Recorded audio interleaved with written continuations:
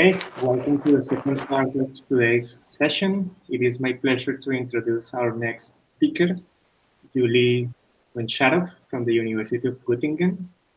The talk she is giving today is titled Rationalizing Statements and Self-Locating Information. Julie, Rafael, and I would like to take this opportunity to express our gratitude to you for encouraging us to organize the second edition of this conference, and we are glad that you are participating again. Thank you so much. Thank you so much, David. I was present at the first iteration, and I really loved it, and I really want this discussion to continue. So if you need any help with I know asking people in, it's my pleasure. I want this discussion to happen. So what I will be talking tonight is probably something that is goes the other direction from what Martina was saying. So I will be trying to pull the blanket to the other side of the bed. Let's see how it goes. And what I'm interested in and what I'm looking at past several years are those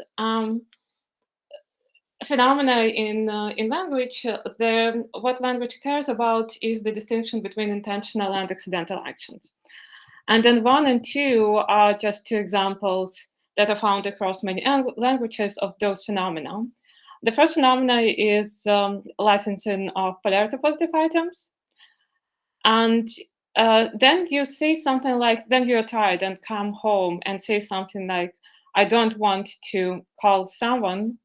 It can only have one reading, that someone is, that you don't want to call a specific person. Someone is interpreted above negation. It cannot be interpreted below negation. But if you imagine a situation where you have a pocket dialing situation, there you're with your friend and you turn off your phone and your friends ask you, why are you doing that? You can say that, I don't want to call someone, meaning that I don't want to call someone accidentally. I don't want to have a pocket dialing accident. This sentence can have an interpretation that someone is interpreted under negation, something like I don't want to call anyone. Another phenomenon that shows the same sensitivity to intentional accidental actions is known as subject aviation and also is found in many languages. I show a French example, well-known French example. If we have a situation that a hostess says something like, I want that I receive my guests with pomp, then I of the main clause and I of the embedded clause cannot refer to the same individual, which they do, and the sentence is degraded. But if you imagine a situation that Napoleon says to his officer, sends him with a message and says, did the commander that I want that I receive his message right away, then I in I want and I in I receive can suddenly refer to the same individual. And the difference between to A and to B, again, is the difference between the interpretation of an action receiving as more what is under your control or something which is not under your control. So my goal in general will be, keeping those examples in mind, my goal in general will be to show that the interpretation of an action as intentional involves self-locating information. And to do that, I will use a distinction between rationalizing and non-rationalizing statements that John Schwenkler presented recently at our Agency and Detentions in Language workshop. And I also think that actually the answer that I'm going to give, that he also had in mind, and I'm basically just will be articulating his answer for my linguistic purposes. So rationalizing statements are statements like in 3, Ruth is pulling the cord because she's starting the engine. Imagine a boat that you need to pull a cord to start the engine. Ruth is flipping the switch because she's turning on the light. Ruth is packing her bag because she's taking a trip tomorrow. We will contrast those statements with non-rationalizing statements, like in 4, Hazel is driving erratically because she's looking at her phone while she drives. Hazel is sweating because she's exercising vigorously. Hazel is gaining weight because she's drinking a milkshake every day. So the properties that John shows that distinguish those two or contrast those two sets of because clauses are the following, and I will focus on them too. So the first property is that rationalizing statements are odd with the second person. Non-rationalizing statements are not. Imagine that Alice and Hazel are in Hazel's car. Hazel is driving erratically and looking at her phone. Hazel can say, Hazel herself can say, oh, I'm driving erratically because I'm constantly looking at my phone. Alice also can say to Hazel, you're driving erratically because you're looking at your phone. By contrast, if we take rationalizing statements, then Alice and Ruth are in Ruth's boat, and Ruth is pulling the cord to start the engine. Ruth can say to Alice, look, I'm pulling this cord because I'm starting the engine. But Alice cannot say, or it's less natural for her to say to Ruth, look, you're pulling this cord because you're starting the engine. Another property that also I'll be talking about is that rationalizing statements can be rescued by an explicit attitude attribution, and non-rationalizing statements cannot. Here's the example. Again, we'll start with non-rationalizing statements because they are simpler. Imagine that Alice, Bennett, and Hazel, again, are in Hazel's car. All three are aware that Hazel is driving erratically. Alice and Bennett notice that Hazel looked at her phone only once, but Hazel is under a misconception that she's constantly checking her phone. Then Alice says to Bennett, Hazel is driving erratically because she's constantly looking at her phone. That is weird. Hazel is driving erratically because she thinks she's constantly looking at her phone is weird too. But in rationalizing statements, like in 8, the second, the B sentence, will be saved. Alice, Bennett, and Ruth are in Ruth's boat. All three are aware that Ruth is pulling the cord. Alice and Bennett know that the engine is broken, it will not start. But Ruth is mistakenly believes that the engine is fine. So if Alice says to Bennett, Ruth is pulling the cord because she's starting the engine, the sentence is odd as 7a. But if Alice says to Bennett, Ruth is pulling the cord because she thinks she's starting the engine, the sentence is rescued. So that's the second property that John noticed and that I'll be talking about. So my claims. What I will say that rationalizing statements of the form the agent is in because she's been convey the proposition that if an agent, a counterfactual proposition, if an agent had not been, she would not have been in.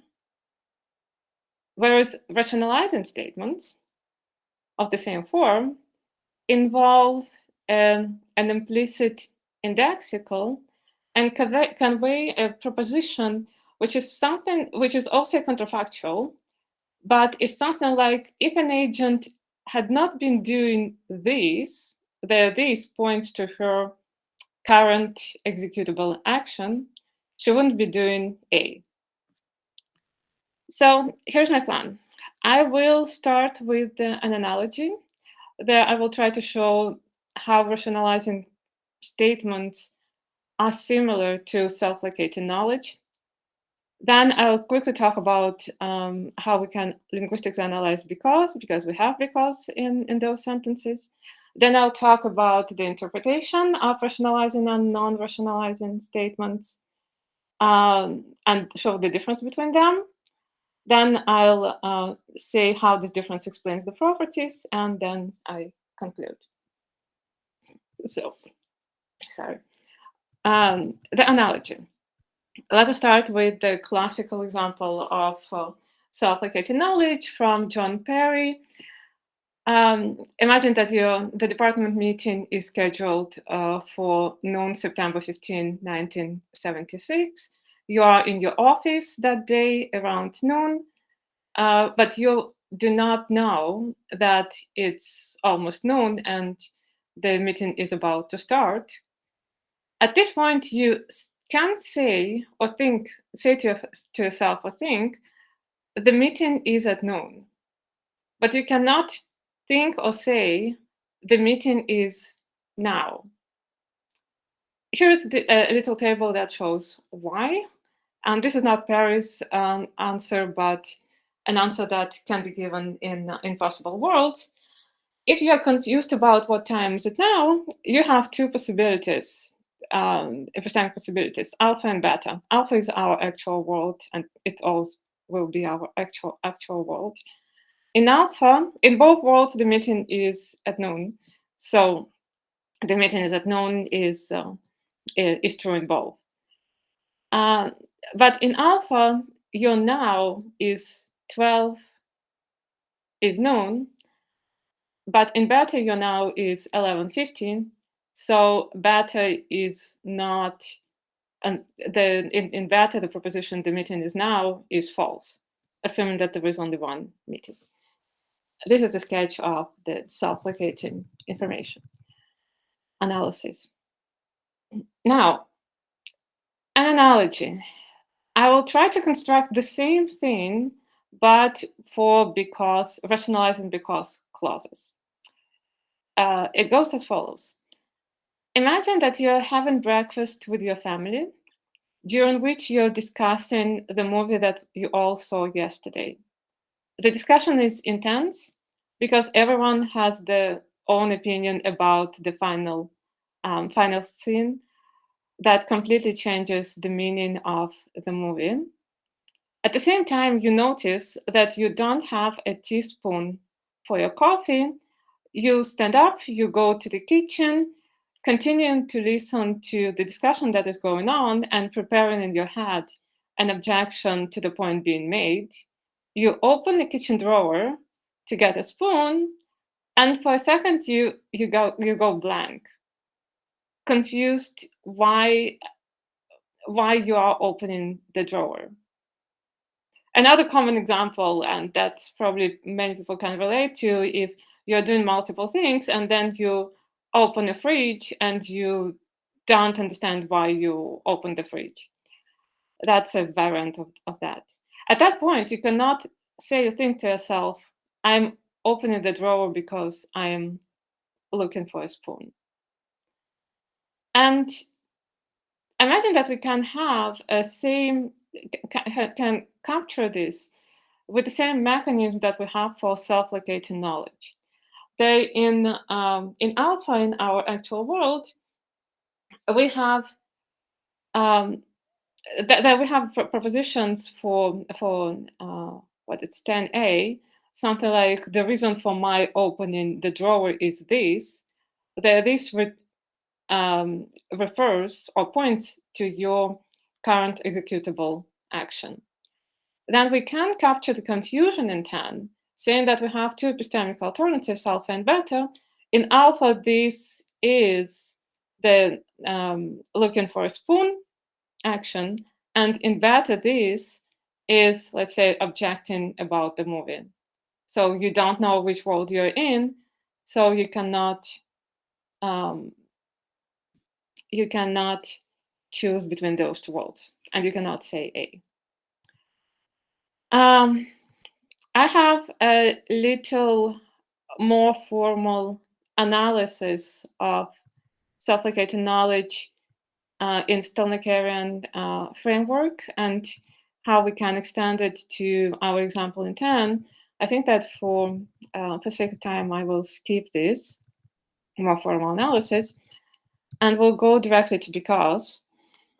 I will, again, there are people in the audience who probably know much more than I do about counterfactuals and about causality. So I will take a very naive approach. From Gennaro Kirke, a sentence like Alice left because John left is a counterfactual if Bennett left. If Bennett hadn't left, Mary wouldn't have left. And combined with the Stalnaerian approach to counterfactuals, this sentence is true in the world and of evaluation if the closest world, the antecedent is true, is also the world the consequent is true. So it will be if Alice didn't live in the closest to X world, the Bennett didn't live either. So just because I will be using this notation, that's how the counterfactual in Stalnaker's semantics is set up. S is a selection function that takes a proposition and an antecedent proposition and a world of evaluation, and says that in this world, the consequent is true, or this world is in this proposition. There are, of course, many questions about this analysis, but I will leave them aside for now. Because we need to know that, because we'll be using that as well, because it's factive, and there are many approaches to factivity in linguistics. I will say a very weak approach, saying that what those factive presuppositions are, they are pragmatic presuppositions or speakers presuppositions. So Alice left because Bennett left has a speaker's presupposition that Alice left and Bennett left. As we love about presuppositions, they project anti-negation. Alice didn't live because John left has the same two presuppositions. There is an asymmetry between what is presupposed in the because clause and what is presupposed in the main clause. It seems to be that it's easier to cancel the presupposition of the because clause, as shown in 17. Alice didn't leave because Bennett left, for Bennett never left, is fine. It has just the presupposition that Alice left. But if we try to cancel the presupposition of Alice leaving, Alice didn't leave because John left, since Alice is still here, is weird. That's because it is very hard to cancel the presupposition of the main clause, Alice left. There are accounts that try to capture this asymmetry, but this will not play a role in what I will try to say. Now, the interpretation of those two statements.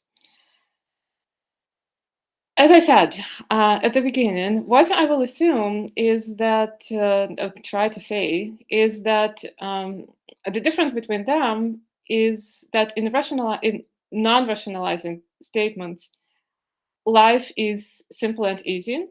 But in rationalizing statements, what we have is an implicit indexical, which will account for the difference between the two and the differences in meaning. So just to compare with non-rationalizing statements are counterfactuals. As I said, if Hazel hadn't been looking at her phone, she wouldn't have been driving erratically. So in the closest counterfactual world, there she's not looking at the phone, she also is not driving erratically. Let's say that activity is fine.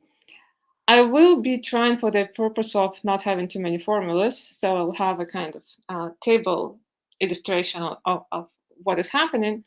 So the way I will be showing it is that we'll have, let's say, a world, our actual world. The two presuppositions are satisfied, so they are fine there.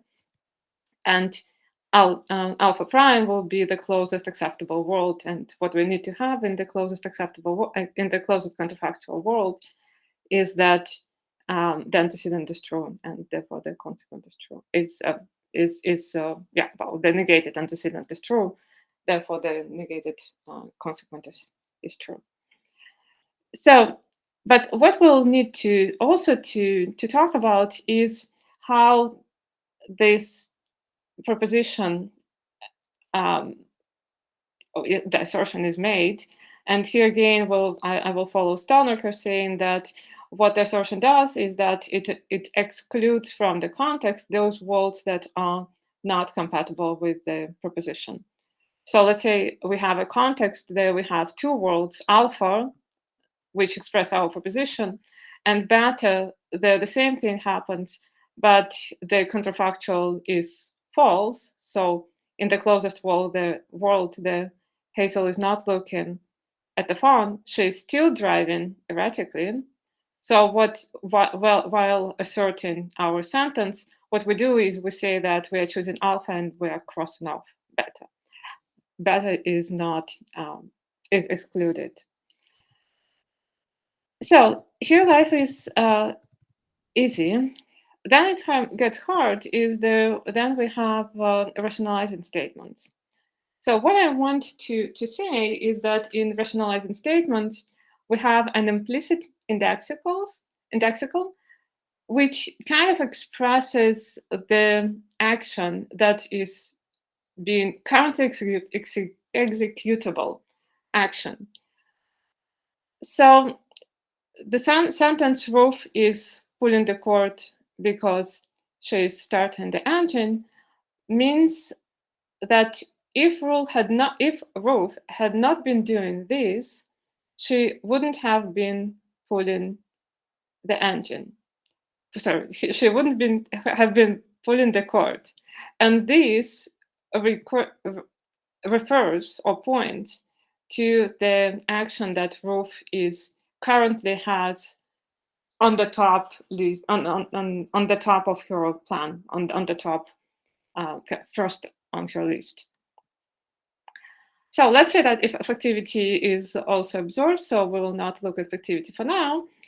What indexical does is that it introduces into our context two more possibilities. So we have the possibilities that we had before in non-rationalizing statements, alpha and beta. This is the action that is expressed by in the sentence, and the difference is that the counterfactual is true here and the counterfactual is false here. But we also have in context the two other possibilities. This now refers to an alternative action. Say that another reason for Alice to pull the cord may be measuring the length of the cord. And here again, we have a possibility where the counterfactual is true and the possibility that counterfactual is false. So the role of the assertion, then we say that Ruth is pulling the cord because she's starting the action, is to cross off all three possibilities, beta, gamma, and delta, from the context. And the result of it is that we learn not only that there is a connection between her pulling the cord and starting the engine, but also that we learn that she locates herself with respect to her currently executable action in the world that this points to the starting of the engine, not some other action. Now, for some reason it's not stop moving. I'll quickly address two objections and a small clarification. The first the two objections are very obvious. First objection, a missing attitude.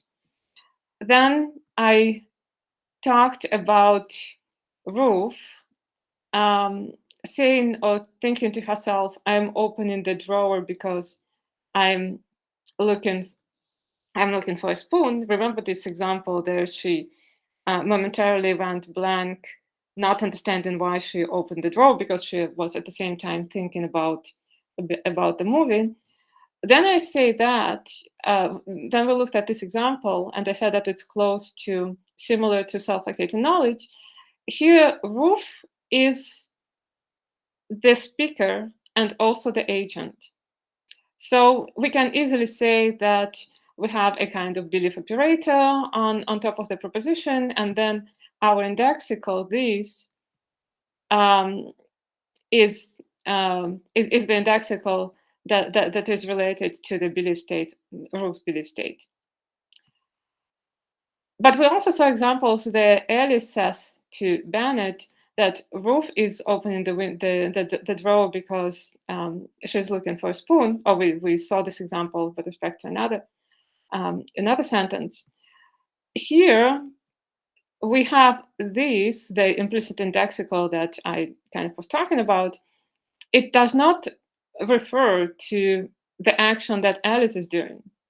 So we kind of need to, it still refers to the action that Ruth is doing. So we kind of need two attitudes. One, we need the attitude of the speaker, that Alice, and then the attitude, the belief state of Ruth, where we can find the value for the indexical, the current executable action of Ruth, not of Alice. Of course, we know that those kind of indexicals exist in language, and we know shift indexicals. So, like in Annan's work, let's say the sentence that Hassan said to me that I'm rich, the I in the embedded clause can refer either to the speaker, as normal indexicals do, or to Hassan himself, to the attitude holder.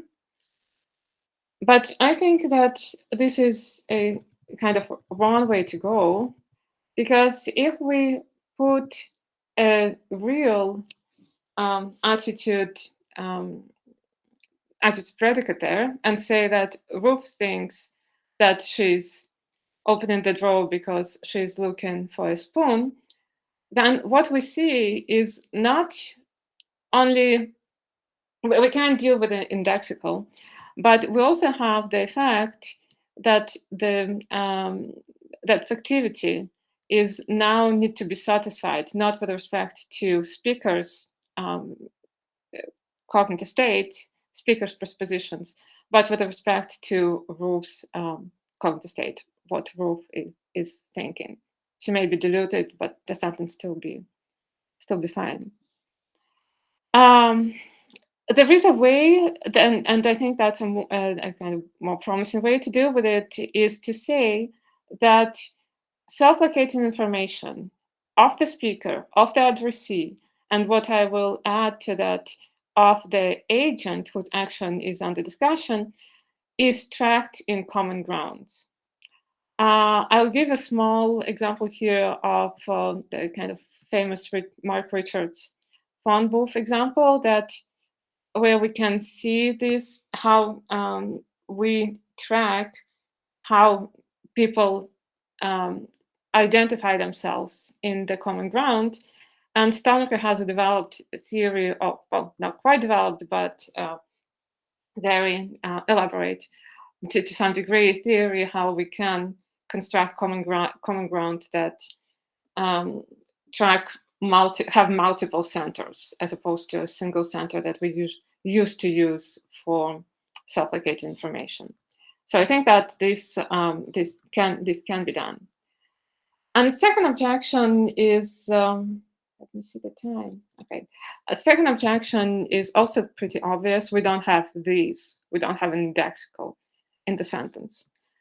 Then we look at non-rationalizing statements, like here in repeated in 25a, rationalizing statements, they are the same.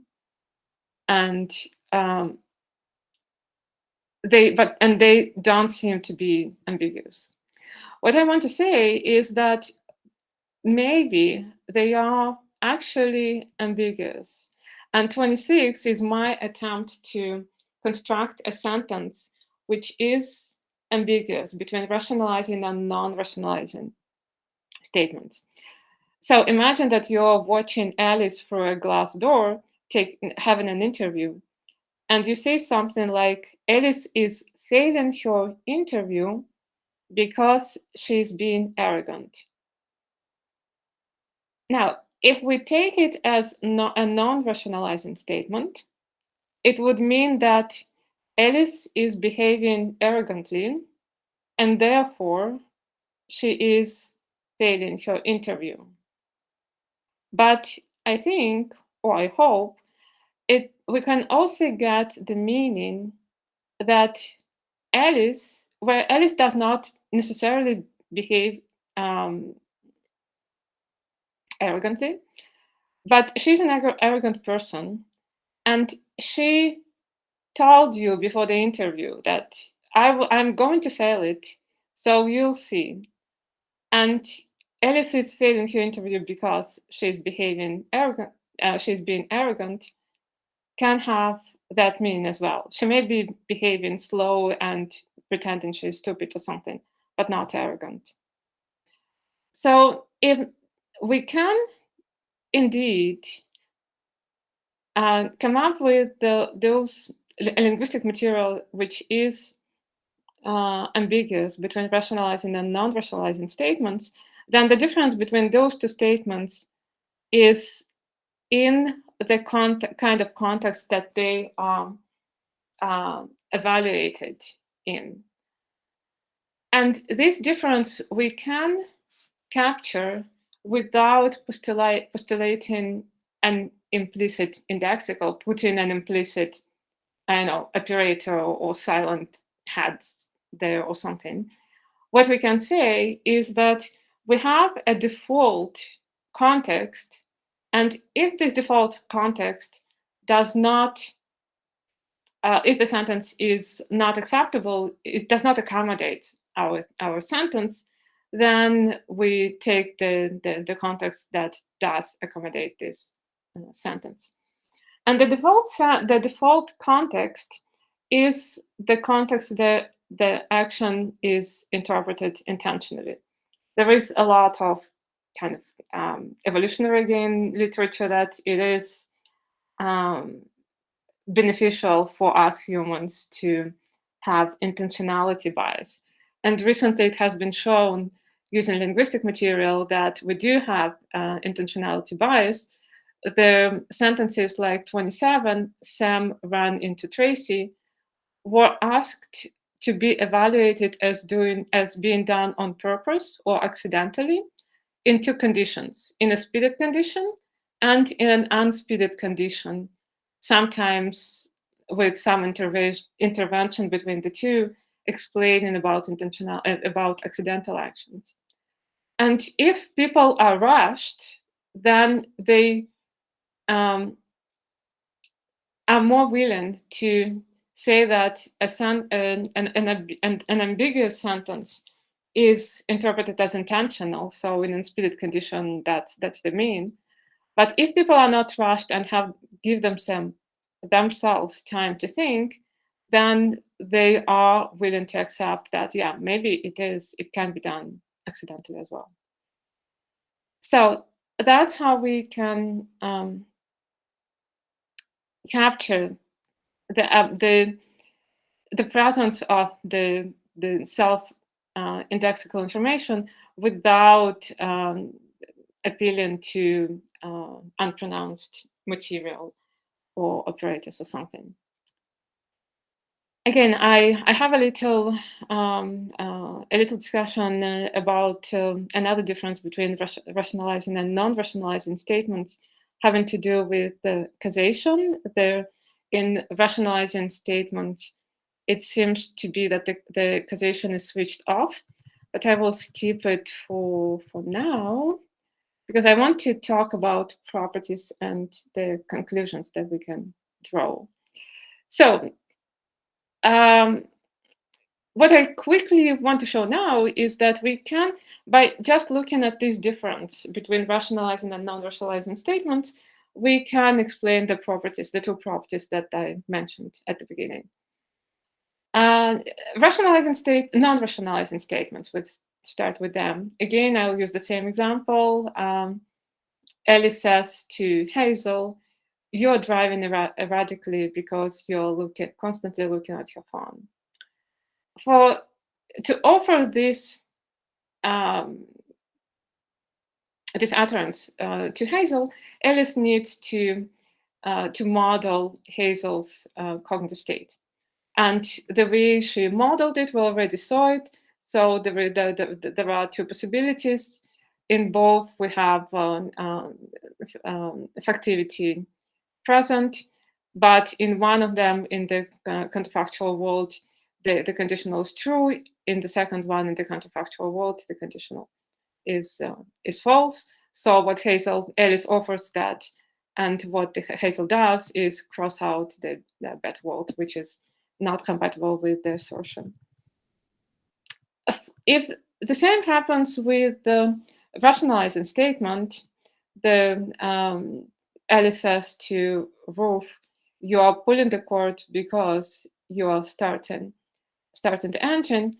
The way Alice models Ruth cognitive state should also include those worlds where Ruth is uncertain about her current executable action. What is she doing?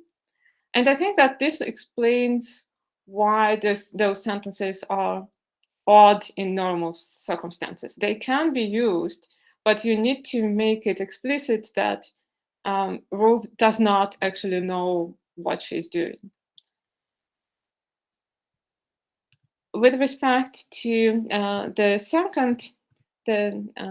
second property, so we talked about effectivity. So it's easy to see why Hazel is driving erratically because she's constantly looking at her phone. Is bad is in our context.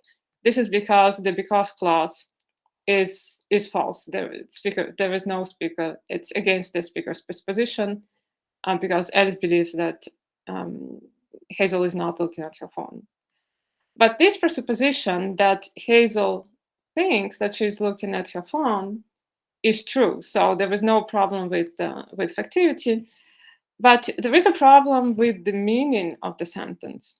What the sentence means, given again our alternatives, is that once we put think there, the sentence means something like this: if Hazel had been unsure whether she's looking at her phone or not, she wouldn't have been driving erratically.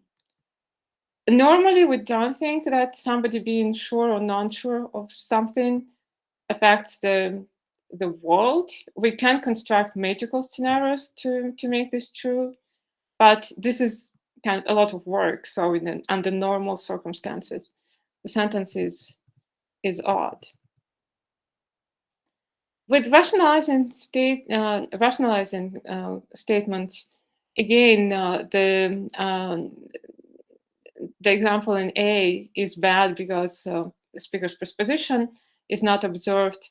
In example C, we have the presupposition of because being presupposed by the speaker. And the sentence means something that is meaningful. It means that if Ruth had been confused about whether she's doing this particular action, current executable action, then she wouldn't have been pulling the cord.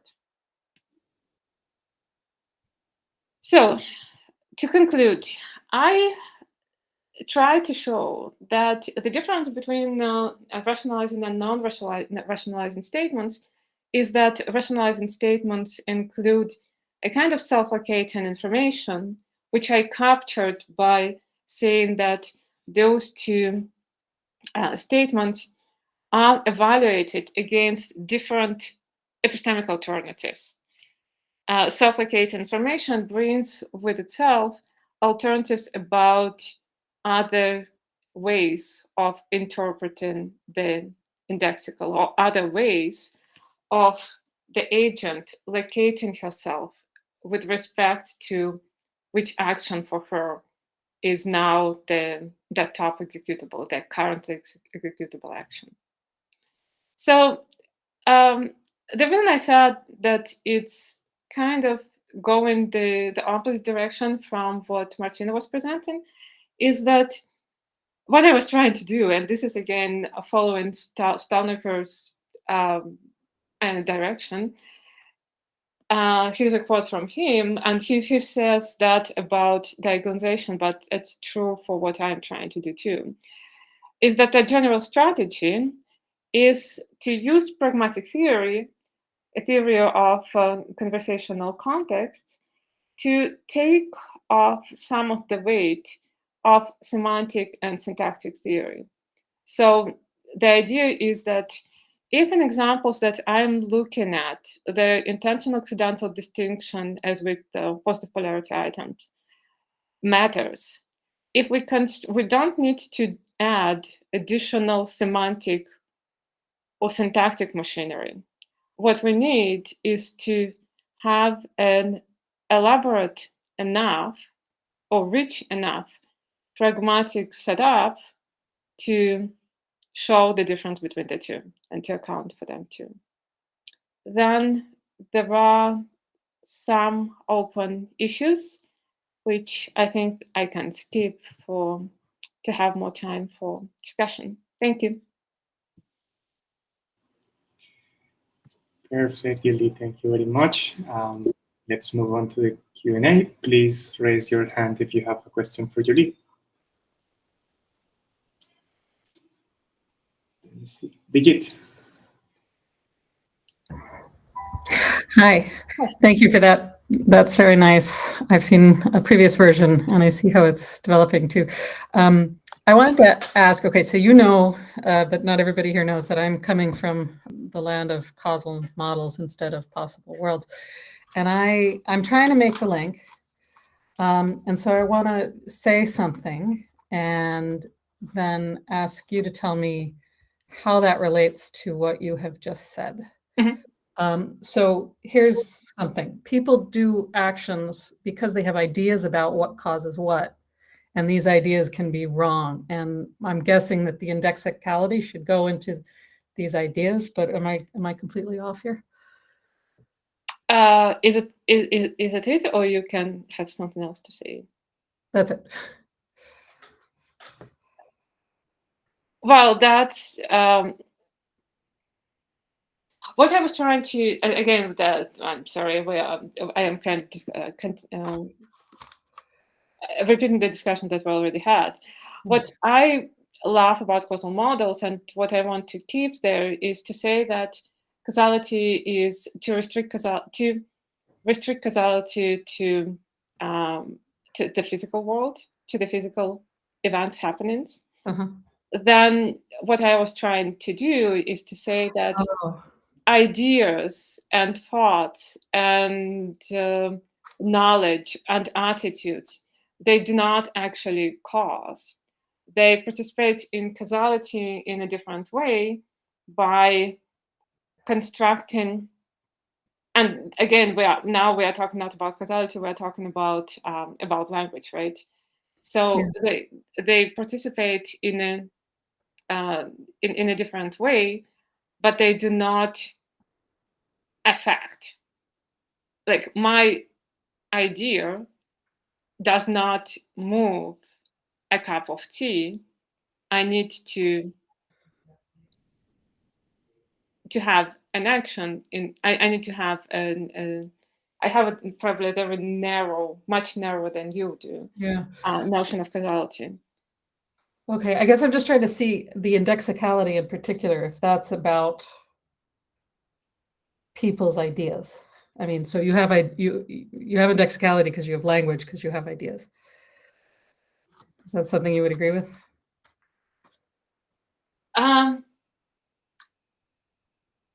Indexicality,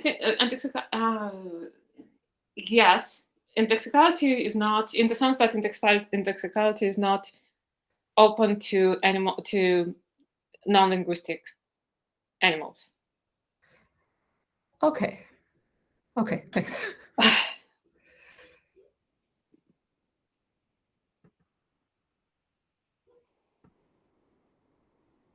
Peter, go ahead. Sure, thanks. I'm 100% aligned with you philosophically here. What I want to say is this has to be right somehow.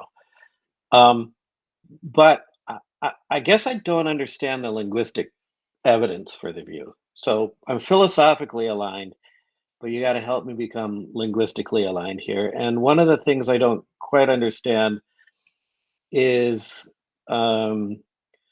why some of these rationalizing statements aren't rationalizing statements. So you had the example of you're pulling the cord because you're starting the engine. I agree that sounds weird, but it doesn't sound weird to say Joe is pulling the cord because she's starting the engine, right? So why is that not a rationalizing statement? It is. Joy is pulling the cord because She's starting the engine. It is a rationalizing statement. Yeah. As opposed to she's driving erratically because she's looking at her phone. Yeah. So I said, well, why is she? You don't know anything about power. I don't know anything about PowerPoints and outboard motors. And I point at Joe and I go, why is she doing that? And you say she's pulling the cord because she's starting the engine. It is a rationalizing statement. It is a rationalizing statement. Yeah. But then, okay, but then where is the first person element of that? Where's the self-locating element of that? Because I just gave that in third person. Yes. So I went quickly through those objections.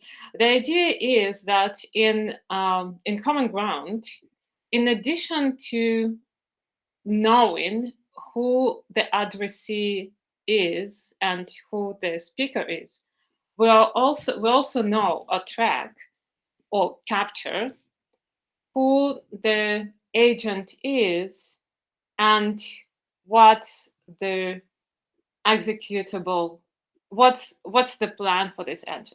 Like, think about it that way. We are, as those intentional creatures, we are looking around and we always know about each other what their plan is, or we have a good representation or good, like, Joe, you always look at around you and you assign your guesses to what people are about to do, and we have bias towards saying that they are doing it intentionally rather than accidentally just wandering around. Okay, so we're putting ourselves in the position of Joe in the boat when we do that. Then yes. But then what goes wrong with? Now I'm speaking to Joe on the boat, and I say, "You're pulling the cord because you're starting the engine." Well, if Joe, we assume that she knows why she's doing it. So by offering this assertion, we are asking her to exclude the worlds there she's doing it for a different reason. But she already knows why she's doing that. I guess what I don't understand is why that one doesn't work and the third person case does work. The first person? Third person. Joe's pulling the cord because she's starting the engine versus you're pulling the cord because you're starting the engine. For the same reason is think about other private information like you're hungry. Why you're hungry does not work because you know that you're hungry. Because what I'm asking you to do is to exclude the world that you're not hungry, but she's hungry is fine. We are excluding the world there. She's not hungry. So the conflict is between who the addressee is. I mean, all right, but then I don't understand why you're pulling the cord to start the engine is okay, where I use an infinitive to rationalize my action, to rationalize your action. Can you repeat the sentence? Sure. You're pulling the cord to start the engine. You say, I'll bet you don't know why I'm pulling the cord. I go, yeah, I do. You're pulling the cord to start the engine. That's cool. So it's fine. Then you use the infinitive. Infinitive is fine. The examples that I show you at the beginning with the French example with I want to receive the guests, and I want that I receive the guests with pomp, and I want that I receive the message right away, is also fine. Yeah. If you have an infinitive. So that's kind of the difference. There is something syntactic semantic. There's something about this is something that that Higginbotham talked about. Yeah. There are many people who are analyzing that, but that's great. Yeah, thank you for that.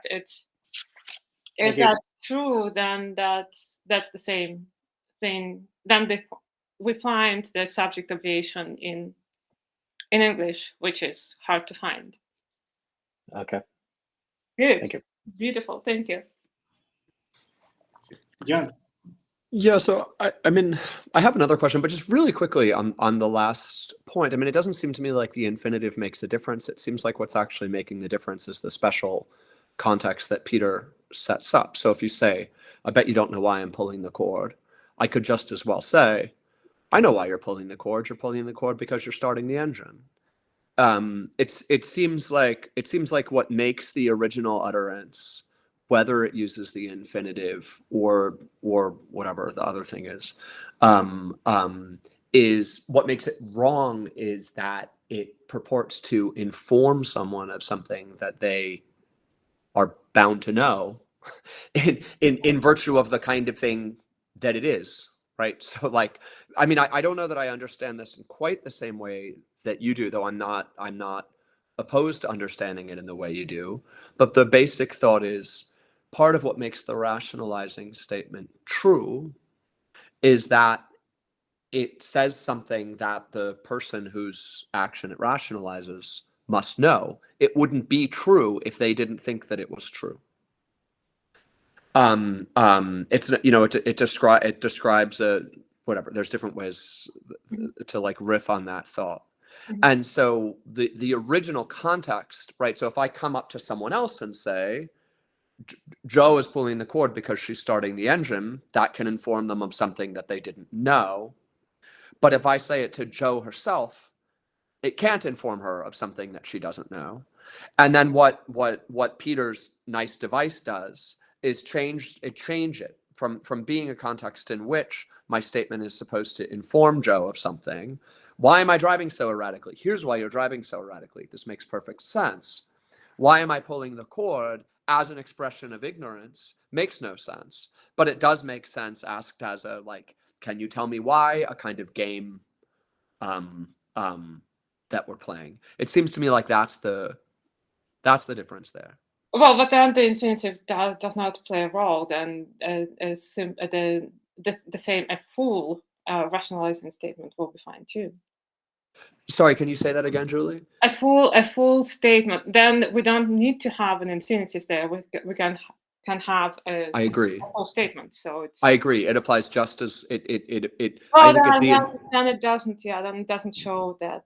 Right. So I meant to be saying yeah. the infinitive versus non-infinitive is not what makes the difference. It's rather just the special context. It's still worth thinking to whether we can change into infinitive and to find the context, not changing the context, but keep the infinitive, keep the context, and find the same context. The infinitive is good, but a full clause is bad.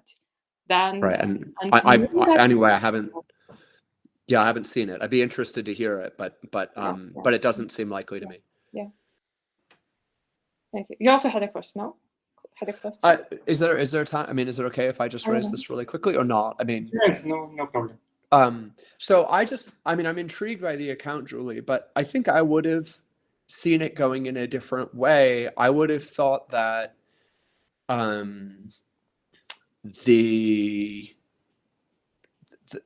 would have put the emphasis on not like a this, but on the I rather than on the this. So I would have tried to emphasize that the she in because she is starting the engine is Anscombe's indirect reflexive, is Castaneda's she with a star rather than just the ordinary direct reflexive pronoun, so that there's no question she's driving erratically because she's checking her phone constantly, has the same form as she's driving erratically because Hector is shouting at her from the back seat. Because he is shouting at her from the back seat. She there is just the ordinary pronoun that picks out a person, and it happens to be the case that the person who's driving erratically and the person who's checking her phone are one and the same person. Whereas by contrast, in a rationalizing statement, it's no accident that the person whose action is being rationalized and the person whose action rationalizes the action are one and the same person. And I would think that being no accident is something that is explained through the person's thought in terms of I. Well, I have two. I thank you. That's a good point. I have two kind of thoughts there. One is that I want to distinguish between, if we want to do kind of pragmatically self-locating knowledge, I want to distinguish between self-locating knowledge about person's identity and self-locating knowledge about her or the person's action, because you don't need to be confused about who you are in order to be confused about what is your current executable action is. And the second thing is that, and that's again from your super resourceful presentation, is that we observe the same thing with because statements that you call in light of, like she's rushing home, she's going home because she left her oven on. And we can say the same account, the same self-locating account for those, and it has the same properties, we think. And we don't need to have we don't have to have the person in the because clause, but we have to have her knowledge about the actions that she's doing. Right. Yeah, good. Let's talk more. Let's talk more about this, Julie. Thank you. Yeah. Thank you. It's and thank you for being here. I'm very glad. And yeah, let's talk about it. Thank you, John. Martina. Yeah, thank you. I have 2 points, maybe comments, one maybe a question about like what you said, that it's opposed to what I'm doing. I don't know that it's opposed to what I'm doing. Like, I understand that you mean, oh, let's do it in pragmatics and not in the syntax or semantics. And I never said that everything has to be done in the syntax. Like, I do have pragmatics in addition to, but like certain things I think are syntactically conditioned. And so on that note, I'm wondering whether you have explored whether it is explored whether these 2 types of because clauses are actually syntactically different in terms of their attachment site. Like, if I were to guess, I would imagine that the causal relation between events is a bit lower attached to the because clause than if it's about intentions. And so you could maybe test that with condition C effects. And I tried, and I don't have judgments. I'm too tired, and I'm not a native speaker of English. Like, is there a difference between she's pulling the cord because Mary is starting the engine, where she and Mary are co-indexed, versus she's driving erratically because Mary is constantly on her phone? I don't have judgments, but I feel like I have a slight preference for the driving erratically one, that it's less, that the co-indexation is better than in the pulling the cord case. But I don't know. I don't know whether English speakers have judgments. But have you explored that? No, and thanks so much for the suggestion. I haven't thought about trying the attachment site. That's a good idea. Maybe they are at a different position. Right. But And yeah, reason, I don't know the literature. I haven't seen the literature.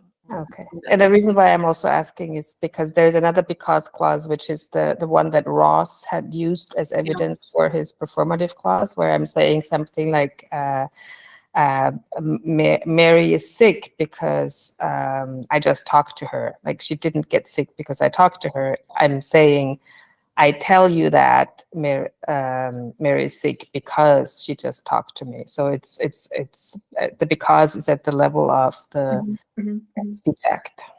Yeah, I know. And again, John showed that there are more because clauses than we talked about. And then, I know about those because clauses. Right. But it'd be interesting to see whether they have different attachment sites across. Yeah. That's very interesting. I haven't thought about it. Thank you. I will look at it. Okay. Thank you. Okay, it's time to finish. Julie, once again, thank you very much for your talk. Thank you so much. Thank you everyone. And thank you to the speakers of the audience for having joined us today. We will continue tomorrow. Thank you. Bye-bye.